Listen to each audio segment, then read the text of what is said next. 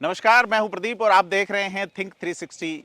राजस्थान में सर्दी अपना कहर बरपा रही है, लेकिन राजनीतिक सरगर्मियां थमने का नाम नहीं ले रही हैं। सचिन पायलट, अशोक गहलोत, सतीश पूनिया और राहुल गांधी की यात्रा में किया गया एक आह्वान आज चर्चा का मुख्य विषय है। इसी बीच हम बात करेंगे राजस्थान में एसीबी और एसओजी की।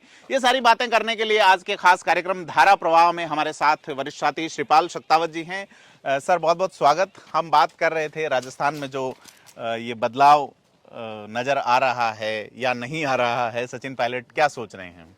देखिए, सचिन पायलट की जितनी भी रैली है, जितनी भी सभाएं हैं, वो उन इलाकों में है जहां पर उनकी कास्ट का कोई वोट बैंक नहीं है। क्योंकि आमतौर पे सचिन पायलट की लीडरशिप को लेकर के एक बात कही जाती है कि सब वो एक जातीय नेता तक उनको सीमित किया जाता है या पूर्वी राजस्थान के हिस्से तक उनको सीमित किया जाता है। लेकिन जिन इलाकों में उनकी सभाएं हो रही है वहाँ पर न तो गुर्जर वोट बैंक है और वहाँ पर एक बड़ा उनके साथ क्राउड नज़र आ रही है, भीड़ नज़र आ रही है।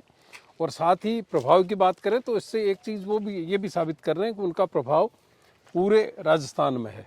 आज के आप संबोधन पूरी में सीटों को अगर देखेंगे जहाँ जहाँ पर उनकी सभाएं हो रही है, वो सारी सभाएं उन इलाकों में हो रही है जहाँ पर उनका जातीय प्रभाव नहीं है।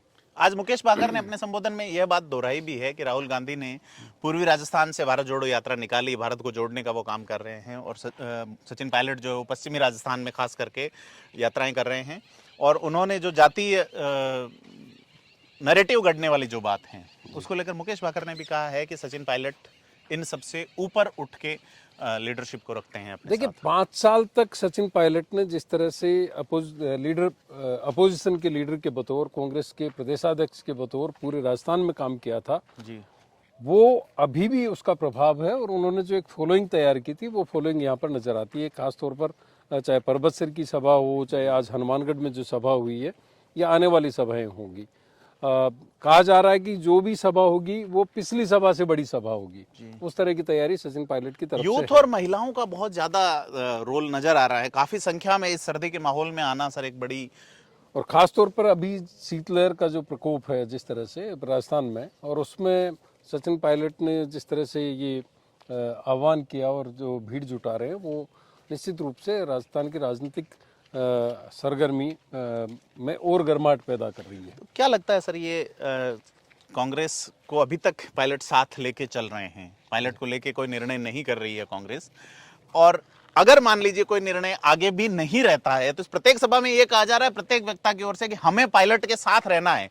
अगर पायलट किसी और दल में जाते हैं या अपना नया कुछ करते हैं तो क्या राजस्थान के समीकरण और एकदम बड़े स्तर पे चेंज होंगे? देखिए, मुझे लगता है कि अगर पायलट को इस तरह से इग्नोर किया जाता है अब जी, और कांग्रेस में उनकी कोई स्थिति नहीं बनती है, तो आने वाले वक्त में वो उसी तरह से कांग्रेस के लिए दिक्कत खड़ी कर सकते हैं जिस तरह से उत्तर प्रदेश में पैदा हुई, बिहार में पैदा हुई, बंगाल वहां में पर बना। कांग्रेस का पूरा वोट बैंक की पूरी तरह से खत्म हो चुका है। और कांग्रेस जहां जहां कमजोर हुई है वहां भी अगर आप देखेंगे तो कांग्रेस ने अपने ही लीडर्स को इग्नोर करके अपनी स्थिति खराब की। चाहे वो महाराष्ट्र में शरद पवार का उदय हो, चाहे ममता बनर्जी का पश्चिम बंगाल में हो, जगन रेड्डी का आंध्र प्रदेश में हो, तो जहां जहां कांग्रेस कमजोर हुई है वो अपने ही कारणों से हुई है। और अगर सचिन पायलट इस वक्त उस स्थिति में नहीं आते हैं तो मुझे लगता है कि जो स्थिति उत्तर प्रदेश और बिहार में कांग्रेस की हुई थी वो स्थिति यहाँ भी पैदा हो सकती है, क्योंकि एक बड़ा वोट बैंक सचिन पायलट के साथ जुड़ा है और उनके साथ एक बड़ी अपील है सभी तरह के वोटर्स की। कल हेमाराम चौधरी ने कहा भी है कि अगर युवाओं को बुजुर्ग नेता मौका नहीं देंगे तो जनता जो है वो धक्का देके बाहर निकाल देगी। नागौर के जिले के एक संत का ही डायलॉग है, धक्को देर बारे काट, तो वो डायलॉग नागौर में ही हेमाराम ने दे दिया है। देखिए, जो संकेत मिल रहे हैं और जो बीजेपी में उत्साह है उसके पीछे वो धक्को देर बार कार्ड वाली जो स्थिति है वो बन रही है। और बीजेपी खासतौर पर इसलिए उत्साहित है कि बीजेपी ने जो इंटरनल एक सर्वे कराया था उसमें 185 तक की सीटों का आकलन बीजेपी के पक्ष में जा रहा है। आज की स्थिति में अगर अशोक गहलोत की लीडरशिप में चुनाव होता है, उस स्थिति को देख करके उन्होंने ये सर्वे करवाया था। और इसीलिए बीजेपी अपनी तरफ से कोई एक लीडर भी, मुख्यमंत्री का दावेदार भी अपनी तरफ से मुख्यमंत्री का चेहरा नहीं बना रही है। और वो ये मान रही है बिना चेहरे भी उनकी सरकार आ रही है। आज बीजेपी की केंद्रीय कार्य समिति की मीटिंग दिल्ली में हुई है, वहां पे ऐसा समाचार आया है कि जेपी नड्डा जून 2024 तक के अध्यक्ष रहेंगे वापस। सतीश पूनिया को भी एक बार फिर से रिपीट करने की बात आ रही है कि सतीश पूनिया एक बार फिर से राजस्थान में बीजेपी की लीडरशिप ये संभाले संभावना रहेंगे। जताई जा रही थी कि चूंकि लोकसभा चुनाव है सामने, जी विधानसभाओं के चुनाव है, 9 विधानसभाओं के चुनाव हैं, जल्दी कर्नाटक के चुनाव हैं, राजस्थान में है, मध्य प्रदेश में है, छत्तीसगढ़ में है, जी आने वाले दिसंबर में। तो उस वक्त एक नई लीडरशिप को लाना नए सिरे से एक बड़ी कवायद होती है। तो हालांकि जो हिमाचल के नतीजे हैं उनको लेकर के ये एक बात कही जा रही थी कि हो सकता है लीडरशिप में बदलाव किया जाए। अलग अलग स्टेट में भी किसी तरह की लीडरशिप को लेकर के सवाल खड़े हो रहे थे, जी लेकिन अंततः शायद पार्टी ने ये मान लिया है कि इस वक्त नेतृत्व का परिवर्तन करना, स्टेट लीडरशिप चेंज करना या नेशनल लेवल पर लीडरशिप चेंज करना वो चुनाव में कहीं ना कहीं नुकसान कर सकती है। इसलिए जो संगठनात्मक दृष्टि से जो मजबूत नेता हैं जिन्होंने संगठन में काम किया है उनको रिपीट किया जाए। और जो सूचना आ रही है वो यही आ रही है कि जेपी नड्डा एक बार फिर उनका कार्यकाल बढ़ाया जा रहा है और साथ ही राजस्थान में भी सतीश पूनिया दोनों ही के नेताओं का leadership बड़ा टाइम कोरोना में निकल गया सर, और परफॉर्मेंस के हिसाब से काफी काम तो किया ही है एक हद तक, जिसका शायद हो सकता है कि उन्होंने संगठन repeat के लिहाज से उन्होंने लगातार, चाहे कोविड का वक्त हो उसमें भी संगठन को जिस तरह से एक्टिवेट रखा और उसका उनको एक जो फायदा है वो मिलना चाहिए और वो मिलता हुआ नजर आ रहा है। सर, राजस्थान में अशोक गहलोत एक शिविर कर रहे हैं ओटीएस के अंदर, जो ऑफिसर ट्रेनिंग एकेडमी है वहाँ पे कल जो एक मीटिंग हुई जिसमें कई ऑफिसर्स पे उन्होंने थोड़ी सी तल्खी दिखाने जैसा भी कुछ दिखाने का प्रयास किया है। तो इसको लेके क्या मानते हैं, क्या सरकार अब एक्टिव मोड में आई है जिसको बहुत पहले आ जाना चाहिए था? देखिए, राजस्थान में खास तौर पर कहा जाता है कि अगली सरकार कौन सी होगी वो सरकार बनने के 6 महीने बाद ही तय हो जाता है। जी और अब आखिरी साल में जब 10 महीने का वक्त बचा है चुनाव में, उस वक्त ये बदलाव करना या इस तरह के तल्ख तेवर दिखाना, इस तरह से अपने आप को एक्टिव मोड में लाना, वो लगभग वैसी बात है जैसे कि आखिरी घड़ी में जैसे दिया जलता है, फड़फड़ाता है। तो लोगों में नाराजगी कामकाज को लेकर, ब्यूरोक्रेसी को लेकर ज्यादा रही है। खुद मुख्यमंत्री को लेकर के उतनी नहीं रही हो, चाहे एमएलएज को लेकर के रही है, ब्यूरोक्रेसी के कामकाज को लेकर के रही है।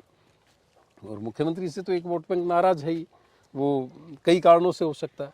जी तो अब वो कितना इसका डैमेज कंट्रोल कर पाते हैं वो देखने वाली बात होगी। लेकिन 10 महीने का वक्त है, अगर उसमें भी सरकार कुछ बदल सके, चीजें ब्यूरोक्रेसी को बदल सके, ब्यूरोक्रेसी के काम करने के तरीके को बदल सके, तो जनता के हित में ही होगा। सर, डेमोक्रेसी में पब्लिक को एहसास दिलाना एक बड़ी बात है। बाकी एक ये भी कहा जाता है कि ये पब्लिक है, सब जानती है, आप किसी तरह के प्रहसन रचें, जनता को सब पता रहता है कि भाई हमें क्या करना है। एसओजी स्पेशल ऑपरेशन ग्रुप है, उसके एक अफसर कल 2 करोड़ की रिश्वत मांगी और गिरफ्तार हुई हैं महिला अधिकारी। तो उस पर मैं जानना चाहूंगा कि वो सीधा जो कि सीएमओ के अंडर चलता है, खासतौर से एसओजी और एसीबी दोनों के लिए कहा जाता है, इतनी बड़ी रकम मांगना, इसको आप कैसे देखते हैं कि क्या ऊपर तक इसके तार जुड़े हो सकते हैं? क्योंकि सचिन पायलट लगातार आरोप लगा रहे हैं पेपर लीक में भी कि आप छोटे आप देखिए, किरोड़लाल मीणा ने यह आरोप लगाया कि एसओजी के अधिकारी इसमें शामिल है, एसओजी के जो जांच करने वाले अधिकारी वो भी शामिल है। और ये आरोप कांग्रेस के कई नेता लगा रहे हैं कि छोटे लोगों को पकड़ा जा रहा है और जो गिरोह चलाने वाले हैं, जो सरगना है, उनको नहीं पकड़ा जा रहा है। ऐसे में इतनी बड़ी कार्रवाई होना, एक तरह से एसीबी की तारीफ की जानी चाहिए कि उन्होंने इतने बड़े केस को अपने अंदाज में पकड़ने की कोशिश की है और उसको गिरफ्तार भी किया। हालांकि ट्रेप उस तरह से नहीं हो पाया जिस तरह की उम्मीद थी एसीबी को, लेकिन एसओजी के अधिकारी का एक बार फिर पकड़ा जाना, वही 2 करोड़ की बात। पहले एक सत्यपाल मिड्ढा है एएसपी, उनको 2 करोड़ की डिमांड करते हुए वो विवादों में आए। हालांकि उनकी फाइल को बिल्कुल दफ्तर दाखिल कर दिया गया, उनके मामले में कोई कार्रवाई नहीं हुई। और उस वक्त जो उस वक्त के जो कर्ता धर्ता थे उनके ऊपर भी सवाल खड़े हुए थे। उस पर कार्रवाई नहीं होने का नतीजा कहीं न कहीं है कि एक बार फिर 2 करोड़ की डिमांड का ये मामला सामने आया और एक महिला अधिकारी को इसमें अरेस्ट किया गया। सर ये एसीबी में जो एसओजी जो सीधा सीएमओ के अंडर चलती है, सर मेरे को 2011-12 का एक केस याद है, पाली जिले में शराब दुखांती का हुई थी और एक सिंपल सा केस था अवैध शराब, नकली शराब से मरने का। उसको कई पत्रकारों ने ये बताया, कई अधिकारियों ने बताया कि उस केस को एसओजी को सिर्फ इसलिए सौंपा गया कि उसमें सरकार के एक मंत्री की मिली भगत थी। तो अपने बड़े बाजों को बचाने के लिए कबूतरों को पकड़ने का जो फैशन है, एसओजी की उसमें संलिप्तता को लेकर जो आरोप मीणा ने लगाए हैं, किरोड़ी मीणा जी ने, तो वो कहीं सही साबित होते हैं साफ तौर पर सर। और जैसा आपने बताया अभी जो गिरफ्तारी हुई है एसओजी की, एक एडिशनल एसपी की गिरफ्तारी, जी जी जिस एसओजी जिस ऑपरेशन को देख रही है उसमें, उससे तो साबित होता है कि चीज़ें बिल्कुल दुरुस्त तरीके से नहीं चल रही है और उसको मुख्यमंत्री को व्यक्तिगत स्तर पर देखना चाहिए। और उसका ये कहना कि बड़े अधिकारियों के संज्ञान में है पूरा प्रकरण, जो घूस ली जा रही थी वो बड़े अधिकारियों के ध्यान में है, इसका मतलब खेल बड़ा है। सर जो पेपर लीक में पकड़ा गया है बंदा, उसके भी सीएमओ से कनेक्शन बताए गए हैं कि, और उसके अलावा जो पहले का मामला था जिसमें जारोली को बर्खास्त किया गया था, माध्यमिक शिक्षा बोर्ड के चेयरमैन को, उस पर भी अभी तक कोई कार्रवाई अमल में नहीं लाई गई है। तो इससे साफ होता है कि सरकार के कुछ लोग खास तौर पे जो सीएमओ से कनेक्टेड हैं या सीएमओ इनसे कनेक्टेड है, हम किसी तरह का आरोप नहीं लगाते, लेकिन इस दाल में बहुत कुछ काला है जिन पर सामने बात आनी चाहिए। और किस तरह से, जैसे किरोड़ी मीणा आरोप लगा रहे हैं, लेकिन बीजेपी के बड़े नेता साफ तौर पर इस पे इतना बड़ा ये मामला सिर्फ इस सरकार का नहीं है। एसओजी में एक मामला और गया था, जब राजेंद्र गोयल एसपी थे उदयपुर में, उस वक्त एक बड़ा नेक्सस पकड़ा गया था नकल का ब्लूटूथ से, और उस वक्त कहा गया था कि 80 सब इंस्पेक्टर्स ब्लूटूथ की नकल के जरिए बने। उसके बाद में कई और भी इस तरह के मामले आए, लेकिन उसमें उस तरह की कार्रवाई नहीं हुई और एसओजी में जाने के बाद में वो ठंडे बस्ते के हवाले कर दी गई। तो इसका मतलब ये लगता है कि जिस तरह से पहले सीबीआई और सीआईडी को लेकर के कहा जाता था, एसओजी भी कहीं न कहीं एक पनाहगाह बन रही है। सीबीआई और सीआईडी को लेके सुप्रीम कोर्ट की टिप्पणी थी कि ये सरकार के तोते हैं, तो ऐसा नहीं हो कि ऐसा लगता है कि सर राजस्थान सरकार ने भी एक तोता पाल लिया है। तो सर आज चूंकि आज का अपनी धारा प्रवाह पैदल चलते हुए कर रहे हैं, बात पैदल चलने की करते हैं। एक महीने पहले कांग्रेस के राहुल गांधी, बड़े नेता हैं, उन्होंने राजस्थान सरकार के कैबिनेट को कम से कम 20 से 25 किलोमीटर पैदल चलने की नसीहत दी थी। उस पे कहीं कोई अमल होता हुआ दिखा नहीं, कोई मंत्री पैदल चला नहीं, तो राहुल गांधी को क्या वाकई सीरियस नहीं ले रहे लोग? अगर सीरियसली उनको लेते तो चीजें काफी कुछ बदल जानी चाहिए थी जी। आप ये देखिए कि कांग्रेस हाईकमान को अगर सीरियसली लेते तो क्या सीएलपी की मीटिंग पैरेलल होती जी? क्या उनके खिलाफ कार्रवाई नहीं होती? आज तक कोई कार्रवाई नहीं होना, सीएलपी के मुद्दे पे कोई बात नहीं होना, इससे पता चलता है कि वो राहुल गांधी ही नहीं, कांग्रेस हाईकमान को भी गंभीरता से राजस्थान में नहीं लिया जा रहा। तो राहुल गांधी वैसे किसी पद पे नहीं है, तो अशोक गहलोत शायद उस हिसाब से उनको सीरियसली नहीं ले रहे कि जब वो पद पे थे, इनसे पहले सोनिया गांधी कांग्रेस हाईकमान थी, जब उनको सीरियसली नहीं ले रहे हैं तो राहुल गांधी को कितना सीरियसली लेते होंगे उसका अंदाजा। अशोक गहलोत के कथन में एक आता रहा सर, जो एमएलएज ने इस्तीफा दिया, उनका यह दावा था कि 91 विधायकों ने इस्तीफा दिया है। आज एक दस्तावेज हमारे सामने आया है जिसमें 76 विधायकों द्वारा इस्तीफे सौंपे जाने की आधिकारिक बात है। 5 के फोटो स्टेट पे साइन थे जी। तो ये एक तरह का न्यूमेरिकल मिसलीडिंग कहा जा सकता है इसको। वो एक माहौल बनाने की बात थी कि 91 एमएलएज हमारे साथ हैं। जब भी कोई सरकार बनती है, एमएलएज कम होते हैं तो इसी तरह के दावे किए जाते हैं, और अपने आप को अनअपोज्ड लीडर बताने के लिए उन्होंने इस तरह का किया होगा। एक बात तो स्पष्ट हो गई कि जो जिनसे हस्ताक्षर करवाए गए वो 76 ही थे।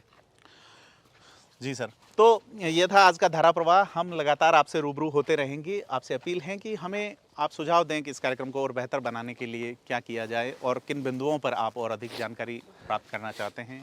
तो देखते रहिए थिंक 360 और चैनल को लाइक, शेयर एवं सब्सक्राइब करें।